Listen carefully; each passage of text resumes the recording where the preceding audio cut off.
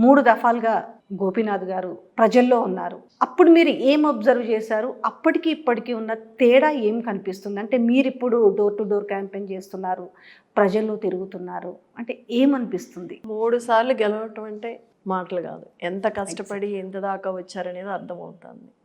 ఎంత కష్టపడితే ప్రజల్లో ఉండి వాళ్ళకి అన్నీ చేసి పెట్టి ఎంతవరకు వచ్చారంటే వాళ్ళ అండదండలతోని.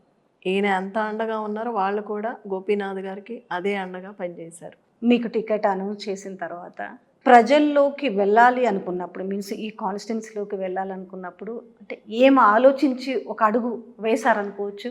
అంటే 1,00,000 తిరుగుతుంటాయి. అంటే ఒక పుట్టెడు దుఃఖంలో ఉండి అన్ని ఎదుర్కోవాల్సి వస్తుంది.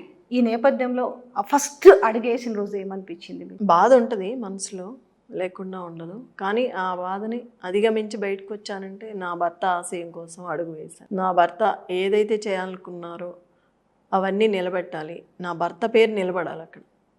మాగంటి గోపీనాథ్ అనేది జూబ్లీ హిల్స్ ప్రజల్లో ఉండిపోవాలి అట్లా. ఆ పదంతోనే నేను బయటకు వచ్చాను.